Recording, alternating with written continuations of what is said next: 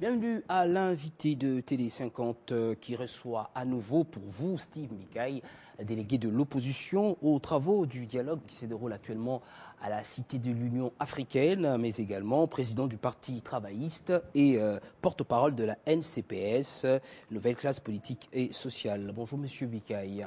Bonjour. Avec vous, nous abordons bien entendu le dialogue, mais plus globalement l'actualité politique en RDC, marquée notamment par les sanctions américaines, les énièmes, si on peut le dire, sanctions américaines, qui frappent maintenant un commandant de nos forces armées, Tango Fort, Gabriel Amissi Tango Fort, mais également John Lumbi, déjà suspendu depuis un temps. Et voilà, quelle est votre réaction par rapport à ces sanctions, vous, le nationaliste? Oui, je n'aime pas avoir des réactions épidermiques à toutes les questions de la vie politique nationale et internationale. C'est pas épidermique, il s'est passé déjà quelques jours depuis. D'accord, mais j'aimerais réagir par rapport aux droits et aux principes qui nous régissent. Parce que les relations internationales sont régies par le droit international, dont les sujets sont les États et différentes organisations internationales.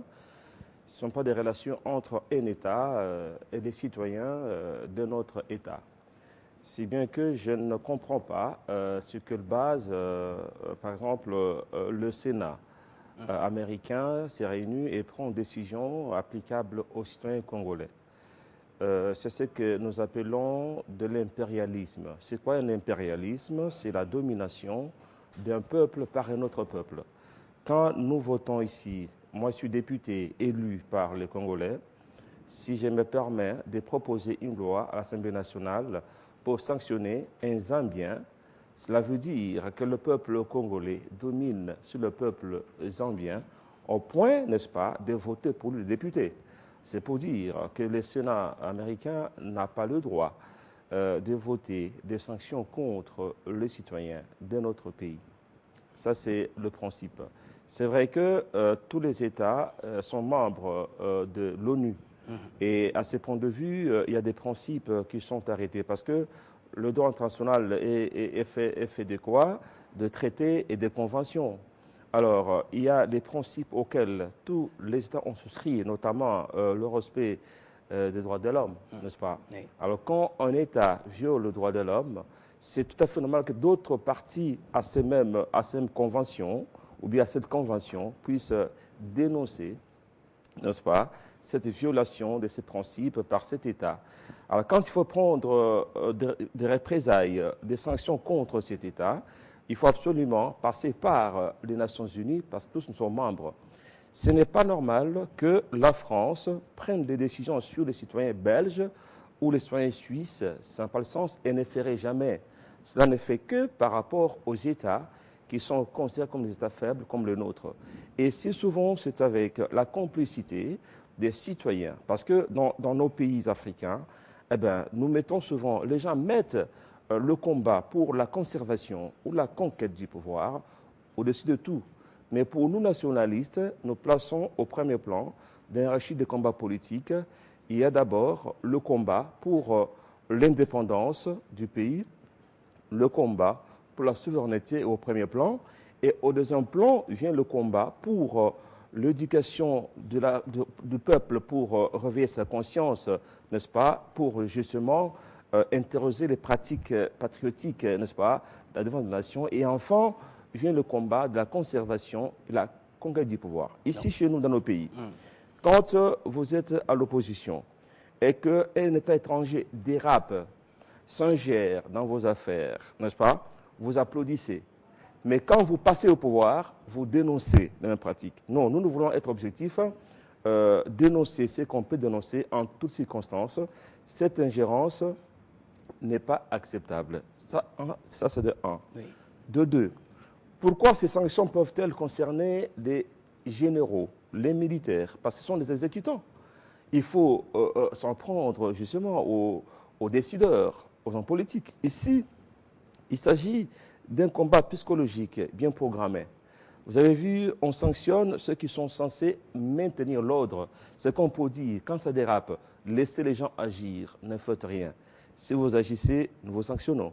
On sanctionne les généraux. Après, on dit, on demande aux citoyens américains de quitter le pays. C'est une guerre psychologique qu'on est en train d'engager dans le pays et ce qui n'est pas acceptable.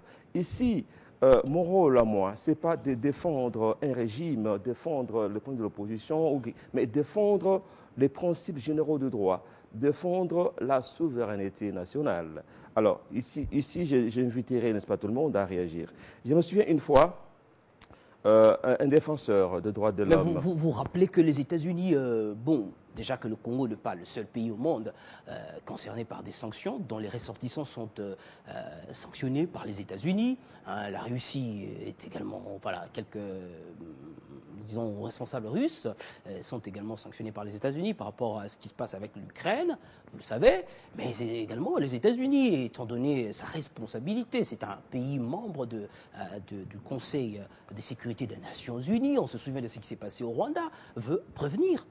Vous ne pouvez pas lui refuser ce droit. Non, non, ça c'est un instinct de domination. Je peux me dire l'abus de la puissance. Mais les relations internationales sont forcément faites entre des pays dominateurs et des pays dominés. Mais il y a les principes sacro-saints de ces relations internationales. C'est la souveraineté des États et puis la réciprocité. C'est-à-dire, c'est que font les États-Unis en Russie, la Russie doit être en mesure de le faire aussi aux États-Unis. Or, ce n'est pas le cas. Comment voulez-vous que les États-Unis viennent enlever, n'est-ce pas, la poutre qui est, la paille qui est dans notre œil et la poutre qui est dans son œil, il ne voit pas ça. Comment est-ce qu'ils peuvent sanctionner les généraux congolais et ne jamais sanctionner les policiers blancs qui tuent tous les jours les Nord-Américains, qui violent le droit de l'homme? Ah ben, nous avons vu comment est-ce que les États-Unis ont expulsé nos concitoyens il n'y a pas longtemps, cette semaine. Ils ligotent enchaînés comme des esclaves. Ce n'est pas normal. Donc, il faut prêcher par l'exemple. Il y a beaucoup d'abus. Le racisme est encore de mise aux États-Unis. On ne dit rien. Moi, je ne couvre pas les généraux chez nous qui violent le droit de l'homme. Ils sont sanctionnables. Alors là, il faut demander qu'ils soient sanctionnés par la législation nationale. Ou alors, s'il y a des crimes graves, il faut que cela soit porté au niveau de la Cour, de la CPI. OK, mais ce n'est pas le rôle d'un pays, un citoyen, un gouvernement étranger, élu par les étrangers, à venir prendre des décisions sur M. Sylvain Bikaï, qui est un Congolais. Je donne l'exemple pour que les gens comprennent. Dans votre famille, vous avez des querelles de famille, n'est-ce pas, dans le quartier, de succession, ainsi de suite, vous tapez dessus. Et que un voisin, parce qu'il est plus riche, il intervient dans vos querelles, il se met à sanctionner les enfants de cette famille. Je pense que la famille tout entière va... Si le voisin ne le fait pas, on va dire que il sera accusé de non-assistance en personne en danger. Le voisin, il doit alerter la police. Les États-Unis ne veulent pas être accusés de non-assistance à peuple en danger. Non, le voisin doit alerter la police. Et dans l'autre temps, on peut avoir tué votre enfant. Non, les États-Unis doivent réveiller les Nations Unies. Parce que nous, en tant que membres des Nations Unies, nous avons accepté d'hypothéquer une partie de notre souveraineté. Mais la Commission... Mais il n'appartient pas à un pays. Pourquoi est-ce que nous... Le Haut Commissariat des Nations Unies pour le droit de l'homme s'occupe également du problème. Il y a un rapport, hein, vous allez aussi vous apaisantir là-dessus, il y a un rapport. Moi, en tant que député congolais, imaginez que j'introduise déjà que chez nous, les gens ont peur, de l'impérialisme. J'ai introduit une loi contre l'homosexualité, mais le bureau de l'Assemblée nationale a une peur bleue de pouvoir la programmer parce que justement, ces maîtres du monde vont se mettre à tourner sur eux. Ça, c'est pas normal. Est-ce que moi, si c'est un Bikaï, député congolais, je peux introduire une loi pour sanctionner les policiers blancs? Pourquoi ne pas marginaliser? C'est peut-être pas le sujet du jour. Pourquoi ne pas marginaliser ceux-là qui sont les homosexuels, ou de faire une loi c'est plus ou moins la chose. D'accord, j'ai introduit une loi pour sanctionner les policiers blancs qui tuent le noir aux États-Unis. On va trouver ça comme un crime de lèse-majesté. Je me rappelle une fois, il y a un défenseur des droits de l'homme sénégalais qui avait condamné les États-Unis pour viol des droits de l'homme du fait de garder encore la peine de mort. Eh bien, il y a eu tollé général aux États-Unis. Et démocrates et républicains ont grondé pratiquement ces messieurs qui n'ont pas le droit de faire des leçons aux États-Unis. Mais chez nous, au contraire, c'est selon qu'on est à la majorité à l'opposition, on accueille ces ingérences avec joie parce que ça concerne les autres. Non, le jour que moi serai au pouvoir, j'aurai le même discours. Je ne vais pas accepter qu'un peuple étranger me punisse mes citoyens. Alors, qu'est-ce qui se passe aussi? C'est nous-mêmes, en tant que dominés, qui prêtons le flanc. Parce que quand vous êtes dirigeant africain, chef de l'État, ministre, PDG, vous pillez votre pays, vous allez garder cet argent en France, en Belgique, États-Unis. C'est pas normal. C'est pas normal. Et après, on vous sanctionne. Pourquoi, si les Américains, Européens aimaient bien les Africains, ils refuseraient d'accueillir les fonds détournés de nos pays? Pourquoi ils accueillent d'abord ça, utilisent ça, et c'est quand ils sont en difficulté avec eux, avec ces gens-là, eh bien, qu'ils prétendent les sanctionner en bloquant leurs avoirs, qu'ils utilisent d'ailleurs. Alors, quand aussi vous, en tant qu'Africains, quand on vous refuse le visa pour aller en France, États-Unis, c'est une punition. Je ne me retrouve pas. User de réciprocité pendant qu'on y est. Pourquoi dois-je considérer les Américains de venir ici aussi? Pourquoi dois-je considérer, moi, que le fait de ne pas aller aux États-Unis, c'est une punition? Pourquoi est-ce que moi, je dois me sentir à l'aise seulement quand je vais au pays des Blancs? Mais nous sommes, les séquelles de la colonisation sont encore notre mental. Nous ne rêvons pas avec ce que vous êtes en train de dire, c'est bien vrai. Mais ouais, vous rêvez, parce que bon, vous savez que nous n'avons pas... Déjà, ce que vous avez comme vêtements, je ne pense pas qu'on les a taillés ici, pour commencer. Non. Donc voilà, nous n'avons pas le même niveau de développement. C'est la caricature. C'est pas de la caricature, c'est de la vérité. Ça, atteignons d'abord ce niveau et puis nous n'aurons pas à recourir aux Blancs. Vous le savez très bien. Votre discours ne passera pas, sinon c'est pour la consommation publique. Voilà, ça, c'est une caricature. Je ne dis pas qu'on ne doit pas recourir aux Blancs. Ah ben vous l'avez dit Non, écoutez, et c'est ça que tout le monde comprend comme ça. Je suis désolé. Je veux dire ceci, il faut collaborer, il faut coopérer avec tout le monde, mais ça doit se faire sur le principe d'égalité, tel que défini par le droit international. Je ne veux pas qu'on vive à vase clos. Non, on doit aller chez eux, ils viennent chez nous, mais on ne doit pas considérer que le fait de ne pas aller chez eux, c'est une punition. Très bien, très bien. Non. Alors l'autre question, c'est, selon vous, jusqu'où iront les États-Unis? Non, et puis ils le font, les gens ici sont naïfs, ils pensent qu'ils le font pour notre intérêt, mais que c'est faux. Ils font tout pour leurs propres intérêts. Je vais illustrer par des exemples.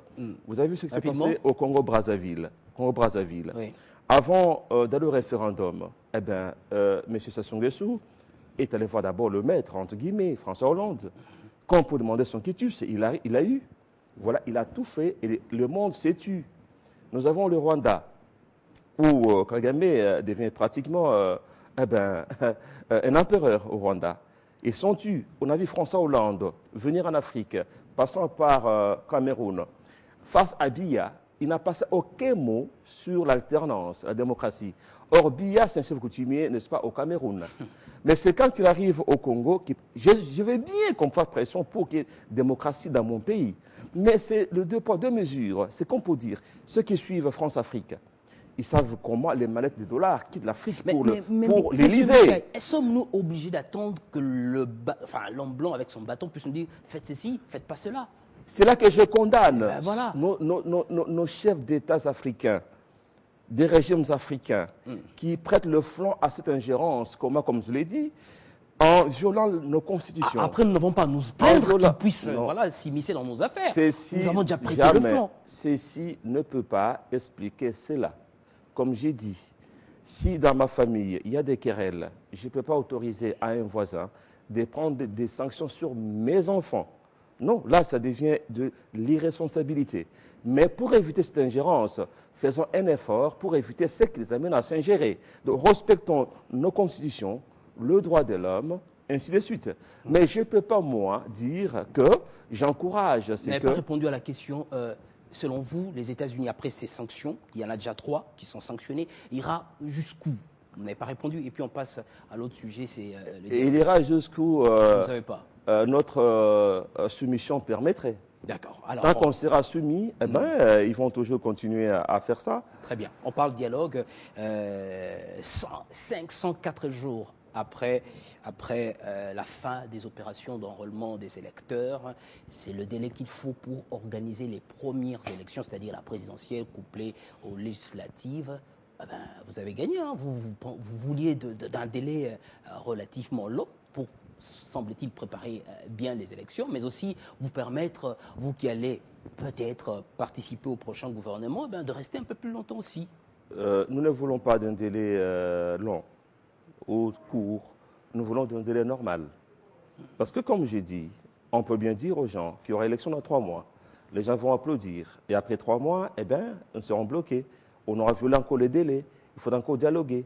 Voilà pourquoi nous pensons qu'il faut donner le temps réel à ça. L'essentiel, c'est quoi? L'essentiel est qu'au dialogue, tous on s'est mis d'accord sur le fait qu'il n'y aura pas référendum, qu'il n'y aura pas révision constitutionnelle, ensuite de suite. Vous voyez, c'est l'essentiel.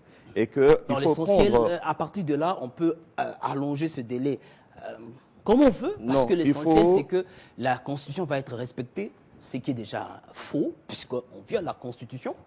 La Constitution n'a jamais prévu de dialogue. Je vous ai dit que notre Constitution, la fois passée, est systématiquement violée. Donc, Et continuons dans que cette maintenant, voie. nous devons nous mettre d'accord pour ne plus la violer. Voilà. Mais si nous nous donnons des délais irréalistes, très courts, nous allons encore les violer. Pour éviter toutes ces violations, eh ben, il faut que le technicien nous dise ce qu'on doit faire. Et nous avons suivi dans la salle l'exposé de M. Nanga d'un travail qu'il a fait en collaboration avec les Nations Unies, avec l'OIF, qui donne ces résultats. Très bien. Ah, nous ne voulons pas, nous, faire de la démagogie.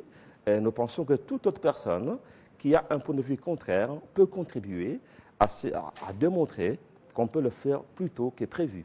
Et nous serons bien d'accord. Comment comprenez-vous que l'on puisse convoquer l'électorat d'ici juillet 2017 pour des élections qui vont se tenir 1 année et demie après, au mois de novembre-décembre 2018? Donc, et là, je pense qu'on a filmé tout l'exposé de M. Nanga et toutes les interventions qui passeront sûrement sur la télévision nationale.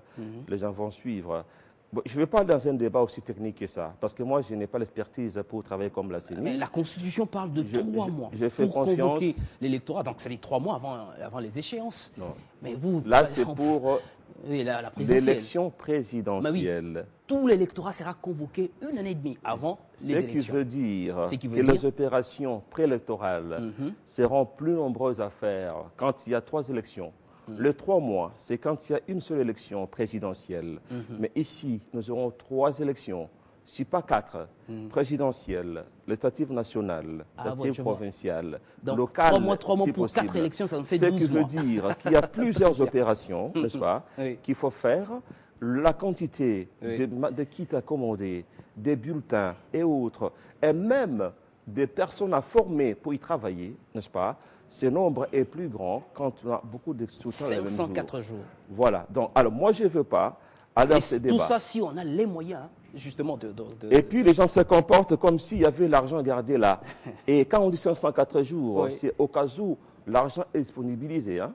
Alors, il faudrait tenir compte de tous ces paramètres. Non, on pourra aller à plus de 3 ans, peut-être 4 ans avant les prochaines élections. Alors, je vais vous poser... Non, il ne faut pas exagérer. Ben oui, je sais. Non, il ne faut pas exagérer. On peut aller. Si nous voulons le faire, on ira forcément nous voulons le faire dans un délai plus court, mais tenons compte de tous les paramètres pour ne pas fixer des dates qu'on va encore violer. Oui. Il faut un délai assez court, mais pas démagogique. Très bien. Entre-temps, on aura un gouvernement avec un gouvernement assez fantasque, même si vous ne voulez pas du terme. Alors, on va parler du gouvernement, justement, et je poserai la dernière question.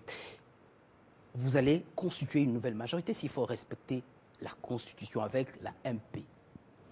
Alors, comme la Constitution, d'abord, nous tous, on s'est dit qu'on doit respecter la Constitution.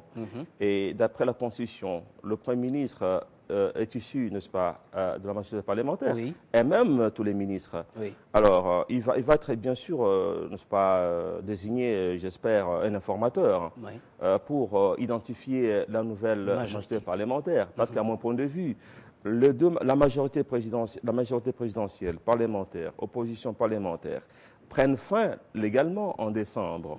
Alors, par la suite, je crois, il faut une nouvelle majorité parlementaire de laquelle serait issu le gouvernement. C'est tout à fait normal que les gens auront à choisir. Est-ce que vous faites partie de l'opposition parlementaire ou majorité parlementaire? Sauf qu'il y a une difficulté. En principe, quand il y a cohabitation, il y a deux majorités différentes. Une majorité parlementaire qui désigne un Premier ministre et une majorité présidentielle qui dirige le pays au sommet de l'État. Mais ici, si nous mettons en place une nouvelle majorité parlementaire, quelle est la conséquence? La conséquence qu'il n'y aura pas deux chefs de deux majorités. Il y aura le chef d'une seule majorité, n'est-ce pas, parlementaire. Le chef de l'État?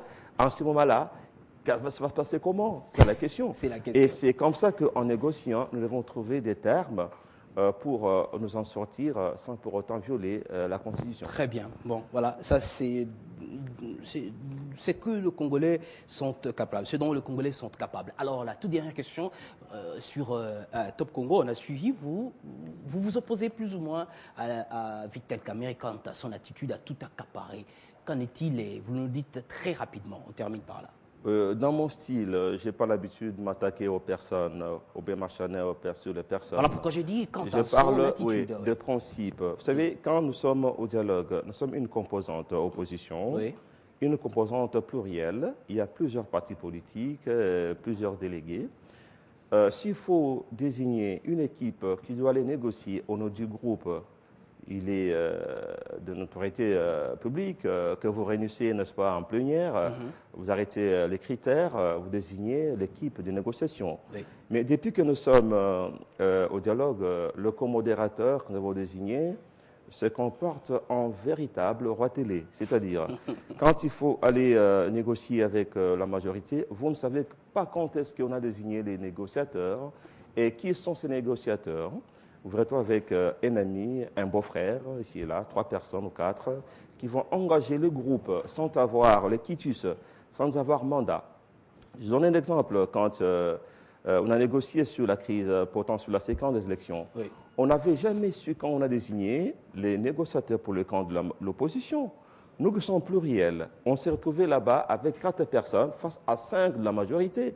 Seulement parce qu'il faut prendre ce que l'on contrôle, ce qui accompagne vos ambitions. Est-ce que vous en avez parlé au sein de votre... Bien sûr, ce n'est pas normal d'avoir la qualité d'un boulanger national qui roule tout le monde dans la farine, dans toutes circonstances, en tout lieu. Ce n'est pas acceptable. Et maintenant, il fallait aller négocier par rapport à l'accord. On ne s'est jamais réunis pour désigner ceux qui vont négocier. Nous avons 2 sensibilités là-dedans. Il y a la leur, de gens qui viennent de la dynamique. Il y a la nôtre. Ils nous ont trouvés dans le dialogue. Nous qui on a appelé opposition pro-dialogue. Il fait tout pour nous écarter parce qu'on n'est pas soumis. Il préfère amener aux négociations les gens qui lui sont soumis. Et nous apprenons les conclusions de toutes ces négociations dans un point de presse du facilitateur. Nous disons non. Très bien, merci. Alors nous, à notre côté, nous réfléchissons sur l'accord. Ce qu'il va faire là-bas avec ce courtisan. Alors, si nous estimons que ce n'est pas bon, ça ne nous engage pas, mais nous allons nous aussi, dès ce soir, nous atteler à travailler sur l'accord pour donner nos propositions, parce qu'il n'est pas censé nous engager en tant que chef de parti politique et chef de délégation. Et je pense qu'on ne peut pas avoir raison face à tout le monde. Très bien. Merci, Steve Mbikayi. On comprend qu'au sein de la composante opposition, il faut encore dialoguer. Merci d'avoir été notre invité. C'est moi.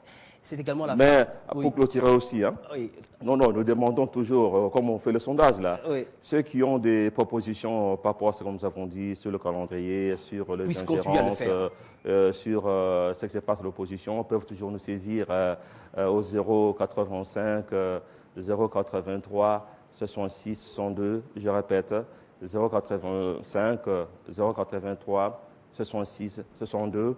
Ou alors on se donne rendez-vous sur Twitter. Très bien. Merci beaucoup, Steve Mbikayi, d'avoir été notre invité. C'est la fin de l'invité. Merci de l'avoir suivi. Bonne continuation de programme sur Télé 50.